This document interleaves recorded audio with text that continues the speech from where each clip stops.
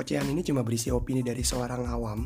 Jadi buat lo pada yang ingin mencari opini dari seorang ahli, pakar atau pengamat, silakan minggat.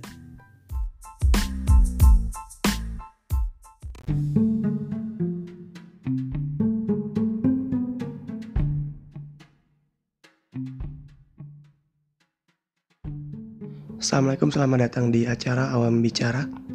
Rekaman kali ini gue mau bahas sesuatu yang viral, berita juga viral juga. Lagian kalau suatu viral nih, pasti kalau dicari-cari beritanya juga ada sih. Kayak yang kemarin tuh rekaman sebelumnya gue bahas Gabi. Gue bilang itu karena gue bahas itu bukan berita, dan gue bahas karena itu viral. Padahal kalau emang mau dicari-cari beritanya sih ada aja. Kan berita kan sekarang udah macem-macem lah. Tentang kartun pun ada, tentang game pun ada, apapun ada lah. Jadi intinya mungkin gue agak ralat omongan gue di rekaman pertama yang gue bilang mau bahas berita doang. Jadi itu gak benar. Kali ini gue bahas apa ya, bahas yang viral, bahas berita, apapun pokoknya bahas yang pengen gue bahas aja. Karena kalau gue pikir-pikir cuman baca berita doang, aduh kentang banget, ngapain baca berita doang. Gue pengen memberikan sebuah tanggapan gitu di setiap sesuatu yang gue baca.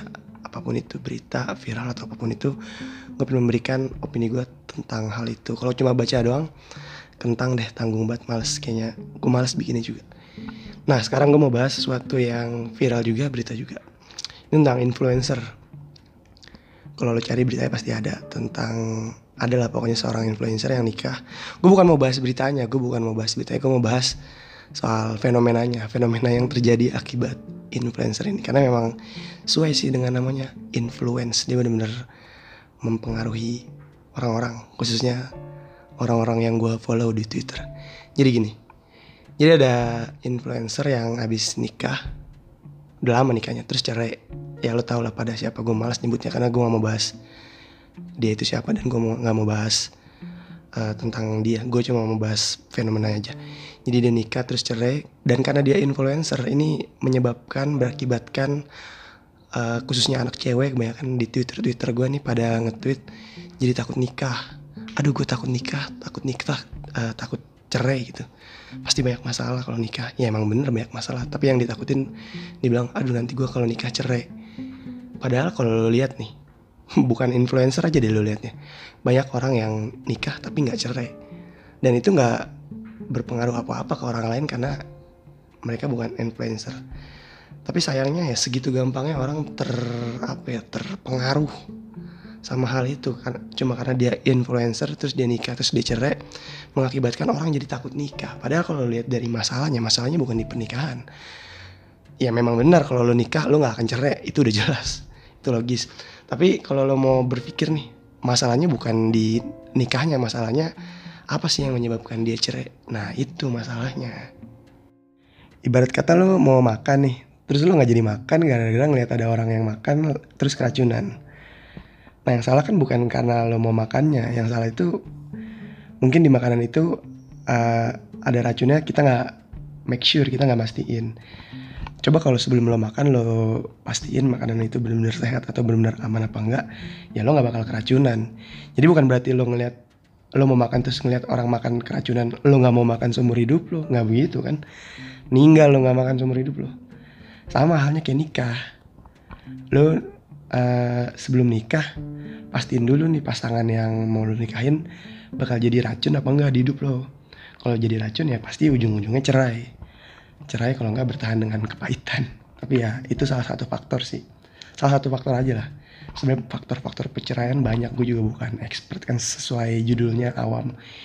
Tapi yang ya itu jelas salah satu faktornya ya udah pasti karena kurang mengenal calon pasangan. Kayak misalnya sebelum nikah kelihatannya dia baik nih, ini banyak nih terjadi nih ya di orang-orang yang gue tahu adalah sebelum nikah kita lihat oh dia baik, ternyata pas udah nikah bandel nih. Nah kalau mau nyalahin dia ya pasti gampang lah, paling gampang emang nyalahin keadaan atau nyalahin orang lain. Tapi kalau kita mau introspeksi diri, mungkin kita coba mikir, kenapa ya gue bisa mau sama dia, kenapa ya gue kurang tahu kalau dia tuh ternyata begini. Jadi banyak hal-hal faktor yang kita belum tahu mengenai calon pasangan kita, yang ternyata kalau udah nikah tuh orangnya begitu. Gitu, sama kayak makan, lo sebelum makan kan lo make sure dulu, pastiin dulu makanannya beracun apa enggak. Kalau nggak beracun ya lo makan. Nikah juga Lu deketin orangnya, PDKT, pacaran sebelum nikah. PDKT sih yang paling penting, ya pacaran juga. Dan kalau udah yakin baru dinikahin. Itu salah satu faktor. Dan ketika udah yakin ternyata masih cerai juga, ya itu faktor lain selain yang tadi gue sebut berarti. Karena banyak banget, gue juga kan belum nikah, banyak banget lah faktor nikah. Intinya sih yang mau gue bilang, bukan berarti apa ya, bukan berarti ada influencer nikah terus cerai dan lo jadi nggak mau nikah juga, ya nggak begitu. Ya itu terserah lo sih, itu terserah lo. Ya maksud gue masalahnya itu bukan di pernikahan, masalahnya itu di penyebab perceraiannya, bukan di pernikahannya. Gitu. Analoginya tadi yang gue bilang masuk apa kagak sih? Ya kurang kayaknya. Ya intinya begitu lah, lo tau lah pokoknya maksud gue. Intinya masalahnya itu bukan di pernikahannya, tapi di penyebab perceraiannya gitu. Tapi ya intinya ya balik lagi ke masing-masing kan. Kalau memang hidup lo segampang itu dipengaruhi oleh seorang influencer, ya itu hak lo, gak apa-apa. Kalau misalkan memang ada influencer yang cerai membuat lo takut untuk nikah, sedangkan banyak orang-orang yang bukan influencer nikah tapi gak pakai cerai dan itu gak berpengaruh apa-apa untuk lo, ya itu hak lo, itu pilihan lo. Hitung-hitung kalau lo gak nikah, bantu kontrol populasi juga kan. Tapi itu hak lo, mau nikah apa enggak itu hak lo. Dan memang banyak banget faktor perceraian tuh, banyak banget. Yang tadi gue bilang pun itu bukan faktor utama atau bukan faktor satu-satunya faktor, bukan. Banyak banget lah pokoknya faktor. Yang udah 20 tahun terus nih cerai juga banyak kan. Yang baru nikah terus cerai juga banyak. Pokoknya macam-macam lah penyebab orang cerai. Tapi intinya mau gue sampein, masalahnya bukan di pernikahan. Memang benar kalau lo nggak nikah lo nggak akan cerai, itu sangat masuk akal. Udah pastilah. Tapi yang mau gue bilang, permasalahannya bukan di nikahnya tapi di penyebab perceraiannya. Nah yang bikin gue tergerak untuk mengomentari hal ini tuh karena banyak banget cuy di timeline Twitter gue. Gue nggak tahu ya teman-teman lo pada gimana atau isi timeline Twitter lo gimana, tapi yang jelas di timeline gue banyak lah cewek-cewek yang nge-retweet postingan atau tweet tentang takut nikah. Ya biasalah, cewek-cewek kan ekspresif orangnya kan. Apa yang dia rasakan dia tweet saat itu juga. Walaupun mungkin kemudian harinya dia merasakan hal yang berbeda dan sangat kontra dengan apa yang dia retweet saat itu. Tapi ini serius. Bener-bener kontra. Ini gue asli ya. Cewek-cewek yang nge-retweet soal takut nikah, justru kebanyakan sebelum-sebelumnya tuh mereka nge-tweet tentang diri mereka tuh yang pengen banget punya pacar gitu. Mereka ngebet banget punya pacar, bukan ngebet ya, ngarep punya pacar, berkeinginan untuk punya pacar. Itu jauh sebelum hal ini heboh. Tapi sekarang mereka nge-tweet takut nikah karena seorang influencer yang ngecerai. Ya menurut gue sih itu kontra, tapi gue nggak tahu juga ya, mungkin juga mereka niatnya pacaran doang, nggak nyampe nikah kan, gue nggak tahu juga. Tapi ya itu ironi aja sih, ironi. Tapi balik lagi, pokoknya itu hak lo masing-masing. Kalau memang ternyata begitu, kalau memang ternyata lo maunya pacaran doang nggak mau nikah, ya itu hak lo. Hitung-hitung bantu kontrol populasi pemerintah kan. Jadi kesimpulannya, lo mau nikah atau enggak itu hak lo. Lo mau sebegitu terpengaruhnya dengan seorang influencer juga itu hak lo. Lo mau nge-tweet A, besoknya lo nge-tweet B yang kontradiktif dengan A juga itu hak lo. Terus poin yang mau gue bilang adalah permasalahannya bukan di pernikahan tapi di penyebab perceraiannya. Tapi balik lagi, gue ulang lagi sekali lagi, lo mau nikah atau enggak itu hak lo. Itu bener-bener pure hak lo. Karena gue bukan tim nikah muda, gue juga bukan tim nikah tua. Karena menurut gue mau nikah tua mau nikah muda, nikah itu yang penting siap. Jadi kalau misalkan kayak gini keadaannya, gue yakin lo sangat-sangat tidak siap untuk menikah. Jadi jangan menikah dengan keadaan diri lo yang saat ini. Jadi intinya sebelum nikah lo mantapkan dulu diri lo. Karena sangat mungkin lo saat ini bilang gak mau nikah, tapi di kemudian hari lo pasti akan menikah. Itu sangat besar kemungkinannya. Jadi lo cuma, ya mungkin ya sebagai cewek, asal retweet aja apa yang dia rasakan. Ketakutan doang kan, mungkin cuma sekedar ketakutan, bukan berarti dia berprinsip tidak akan menikah. Mungkin ya, mungkin begitu. Intinya sebelum nikah lo harus mantapin diri dulu. Mau tua mau muda, yang penting nikah.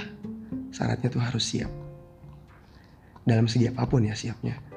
Finansial, mental, jasmani, rohani, lahir batin, pokoknya dalam segi apapun. Kayaknya rekaman gue kali ini agak sedikit sensitif lah ya, berpotensi untuk menyinggung. Nah gue minta maaf banget. Biasanya di akhir video gue ada closing buat minta maaf. Tapi ya nggak apa-apa, gue minta maaf juga di sini kalau misalkan ada yang kesinggung. Tapi intinya ya semua baik lagi, lo mau nikah atau enggak itu semua pilihan masing-masing. Terus soal tweet atau pernyataan kontradiktif itu sebenarnya wajar sih, wajar kalau jangka waktunya tuh misalkan setahun kemudian, misalkan tahun ini lo ngomong begini, tahun depan lo ucapan lo beda lagi. Karena manusia itu kan berproses, mungkin saat ini dia begini, tahun depan ternyata dia tumbuh menjadi yang lebih baik, itu punya banyak pengalaman yang lebih baru dan timbul perspektif baru yang dia bisa ucapin. Jadi kalau misalkan ada lo pada nih, ada pernyataan lo yang kontradiktif dengan pernyataan lo yang dari tahun-tahun sebelumnya, itu wajar, itu tandanya lo tumbuh dan berkembang. Tapi kalau misalkan kontradiktifnya dalam waktu besok lo ngomong A, besoknya langsung ngomong B, ya itu udah standar ganda, namanya udah inkonsisten. Tapi kalau selang waktunya lama itu namanya lo bertumbuh lah. Ini semua pure opini gue bisa salah, gue juga belum tentu benar. Dan gue dengan senang hati buat lo siapapun yang ngedengerin, walaupun gue gak tahu siapa yang dengerin, tapi siapapun atau kapanpun nanti lo dengerin, dengan senang hati menerima argumen balasan lo, komentar lo terkait pendapat gue apa, gue pengen banget denger. Jadi gue terbuka, langsung aja DM di Twitter gue kayak, atau di mana kayak Facebook, gue aktif, search aja nama gue Adam Wiranugraha, kan di Google pasti nemu. Karena gue dari dulu gak ganti-ganti Twitter sama Facebook, dan DM gue buka. Jadi sekali lagi gue bilang, ini pure opini dan pendapat gue bisa salah dan gue belum tentu benar. Ya sesuai namanya kan, awam bicara, karena gue seorang awam dan gue belum nikah gue juga. Ya udah, sekian aja. Wassalamualaikum warahmatullahi wabarakatuh.